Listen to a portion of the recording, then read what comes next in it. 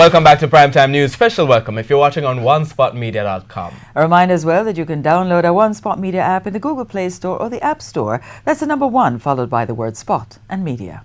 Not for the first time, but the authorities are again putting measures in place in an attempt to clamp down on the smuggling of cell phones and other contraband in maximum security facilities. This follows the latest furor over inmates recording music while serving time. State Minister for National Security, Colonel Charles Jr., gave further details a short while ago in RGR's Beyond the Headlines with Dion Jackson-Miller.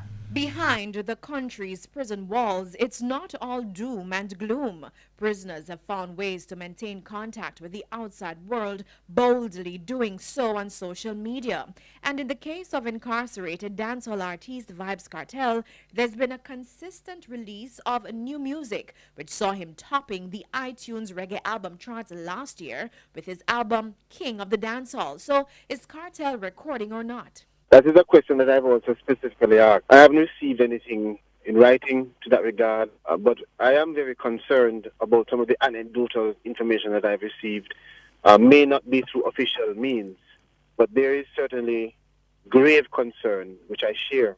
And that is why I've held some meetings. I've also had a high security level meeting just yesterday to treat with that particular issue that surrounds not just Kartel, but the several inmates that it is perceived that would have had the opportunity to receive contraband, including cellular phones, and to use it. A statement from the Ministry of National Security notes that punitive action will be taken against any officer or inmate found in breach of regulations. The state minister, while acknowledging music and creative arts as key to rehabilitation, he insists it must be authorized and structured. The issue is way beyond any one person. It is just a general deficiency.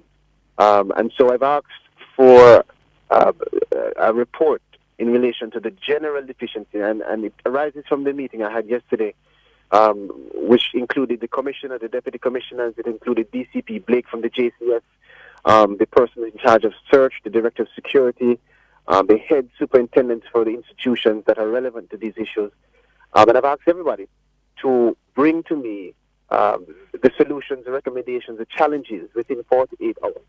Interestingly, cell phone jamming is back on the cards. This is what Commissioner of Corrections Ina Fairweather Hunter told us back in October 2015 after a similar program had to be halted. That had other issues of remaining within the perimeters of our facilities because our institutions are predominantly in communities.